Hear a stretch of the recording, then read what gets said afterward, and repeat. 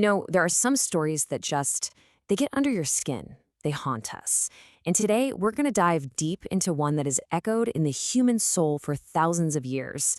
It's a drama that has been captured on canvas by Rembrandt, sung about by Johnny Cash, and whispered in the quietest, most vulnerable corners of our own hearts.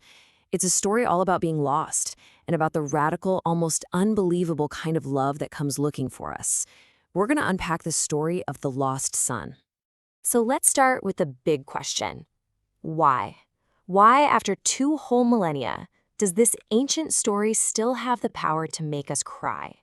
What is it about this parable that can reach across all that time and just grab you by the heart? Well, the sources we're looking at suggest it's because this isn't really a story about someone else at all. It's a story about us. It's like a mirror that shows us the most vulnerable parts of ourselves. That nagging, hollow feeling of being adrift, the quiet desperation of loneliness, and that deep, almost childlike longing to just be welcomed home, no matter what we've done. All right, let's step into this spiritual drama. We're going to walk through it in 5 acts, really following the rhythm of the original story. And our overture, that first chord that really sets the tone for everything to come, is a feeling I think we all know in our bones, the ache of being lost. Now, let's be really clear about what lost means here. We're not talking about taking a wrong turn and needing GPS. This is a spiritual thing, a kind of disorientation of the soul, feeling adrift in a sea of our own making. It's really the great paradox of our time, isn't it? We have all this technology to be connected, but so many of us feel profoundly alone. The sources give us these 2 incredible images for this feeling. The first is a lost coin. Think about it, a precious object stamped with the image of a king that's rolled away into some dark, dusty corner. It's still just as valuable, but it's useless, forgotten.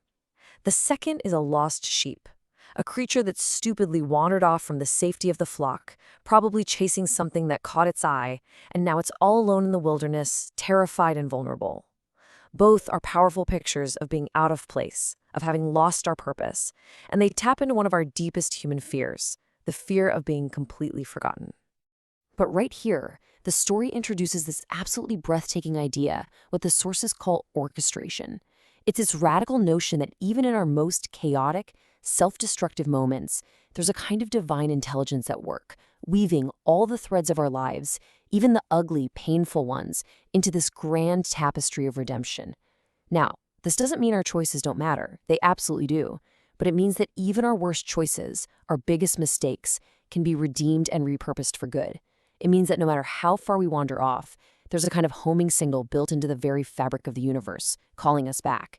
And the love that's calling us, it's not some passive, sentimental feeling. It's an active, relentless, pursuing love.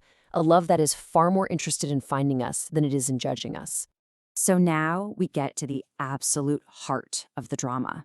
Because the real genius of the story is that it's not actually about just one lost son. It's a tale of 2 wastelands, 2 kinds of exile, 2 hearts that are lost in completely different ways. And in these 2 brothers, we see the 2 primary ways that all of us tend to get lost. It all kicks off with an act of just breathtaking cruelty.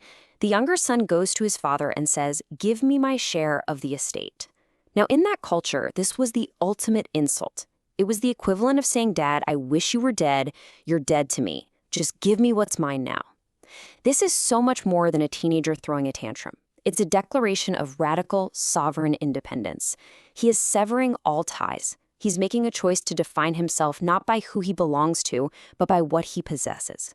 And so he liquidates everything, turns his back on his home, and travels to what the text calls a far country. And we have to understand this isn't just a place on a map. It's a state of the soul. It's the country of self-invention, the place we all go when we try to build a life on our own terms, totally disconnected from the source of our own being. And of course, in that far country, he lives out his fantasy of a life with no rules, no limits. He blows his entire inheritance on what the text calls riotous living. For a little while, he's the king of his own little kingdom. But then, as it always does, his kingdom completely collapses. The money runs out, and at that exact moment, a severe famine strikes the land. The sources are clear. This is no coincidence. This is the hand of sovereignty at work. It's the idea that God is the ultimate author of our story, and he's not afraid to write in a dramatic plot twist to get his children to come home. So the famine isn't a punishment. In a strange way, it's a mercy. It's a divine intervention designed to strip away all the son's illusions and force him to face the absolute emptiness of the world he built for himself. And this is where the story's genius just explodes. Because while the younger son is lost out there in the far country of rebellion, his older brother is lost right there at home in the near country of religion. Think about it. The younger son breaks all the rules. The older son keeps all the rules, meticulously. The younger son is lost in his sin. The older son is lost in his own self-righteousness. One is in a physical exile of vice and wild living. The other is in a spiritual exile of virtue and scorekeeping. But here's the kicker. Both of them are completely estranged from the Father's heart. Both are living in a wasteland.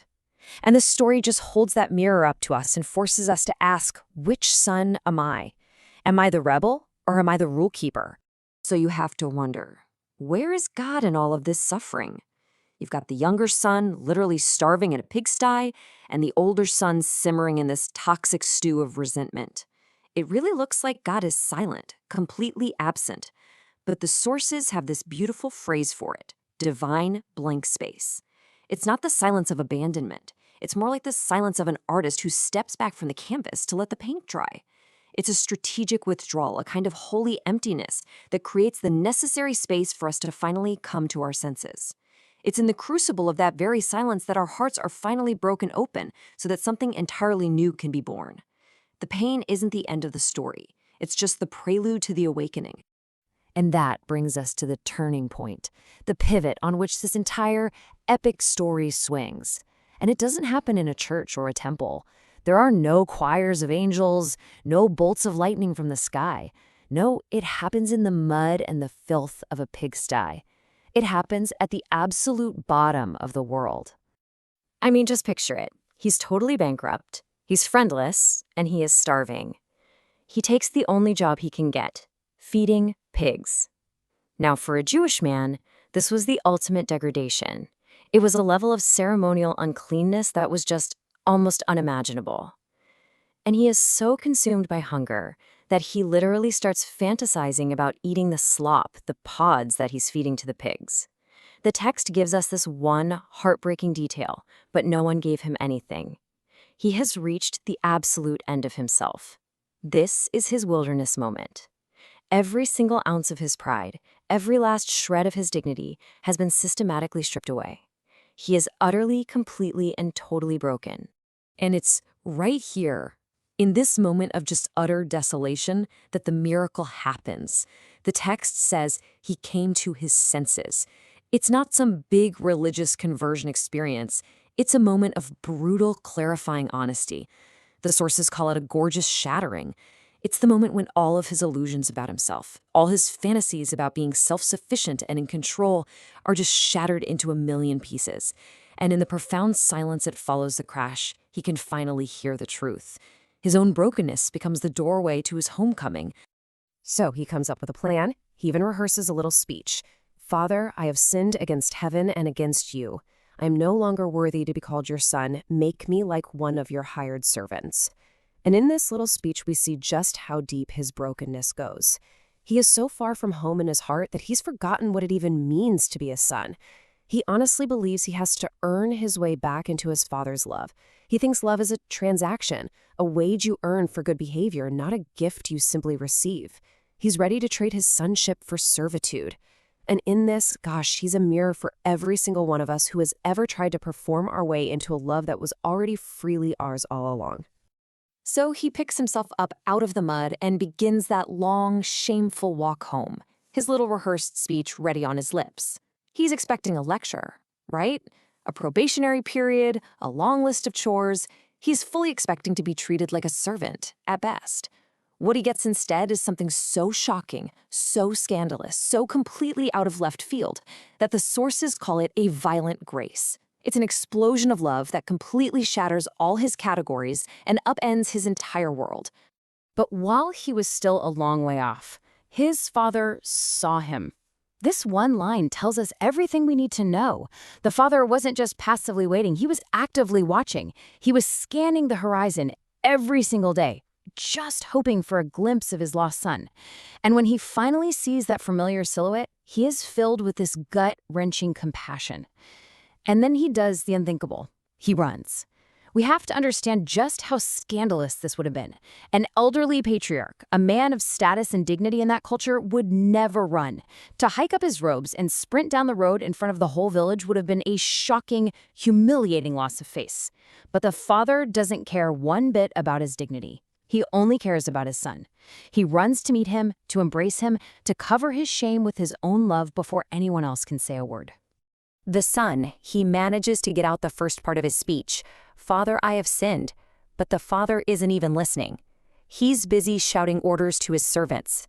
And what happens next is what the sources call a cinematic coronation. It's a stunning 3-act drama of complete restoration. First, the robe.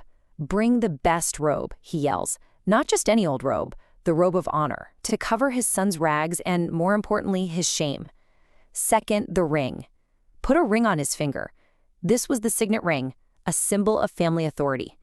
In that single moment, he's basically giving his son the family credit card and the keys to the car again. Third, the shoes. Put sandals on his feet. Slaves went barefoot. Only sons wore shoes. In 3 swift, decisive, public acts, the father restores his son's honor, his authority, and his status. It's a complete and total reinstatement. No probation, no questions asked. And then the father speaks the words that are the very heart of this entire story. He doesn't say, my son was a real screw-up, but I've decided to give him another chance. No. He says, for this son of mine was dead and is alive again. He was lost and is found. You see, this isn't just about forgiveness. This is about resurrection. The father is literally saying that his son has been reborn, brought back from the land of the dead. And what do you do when someone comes back from the dead? You throw a party, a wild, extravagant, no-holds-barred celebration. But as we're all celebrating, there's this question that just hangs in the air. How can this possibly be free? How is this extravagant, scandalous grace even possible? And here, the story points beyond itself. It points to the one who is telling the story in the first place. Because you see, there's another older brother who's part of this whole equation. The older brother in the parable, he's bitter and resentful. He refuses to go in and join the party. But there's a true older brother, Jesus himself, who did what the brother in the story would not do. He willingly left the Father's house. He came down into our far country. He paid the ultimate price for our rebellion. He went into the pigsty of our sin and our shame, and on the cross, he paid the debt that we could never, ever pay.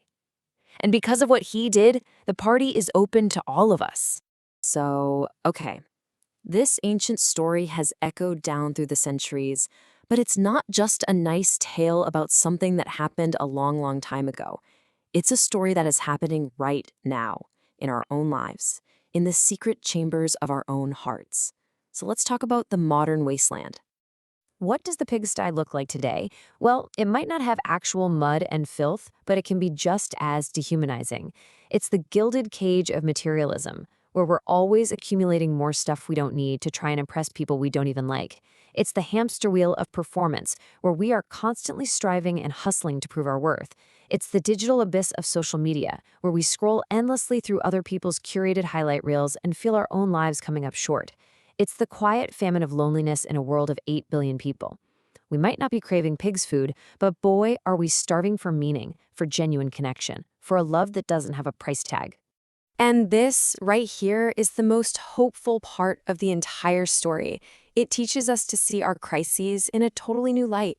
Our rock-bottom moments, they aren't the end of our story. They are a foreshadowing. They're like the labor pains of a new birth.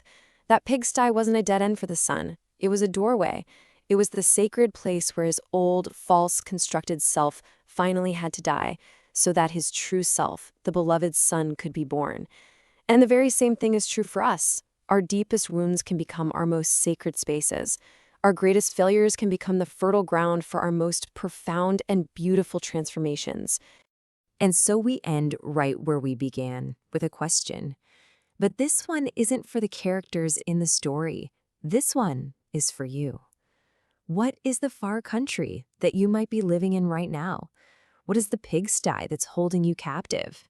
And in the midst of your brokenness, in the very depths of your loneliness, can you dare to believe, even for a second, that there is a Father who is watching for you, scanning the horizon, just waiting and longing to run to you? Can you hear, way off in the distance, the sound of a party being planned in your honor? That is the invitation of this ancient story. It's an invitation to simply come home.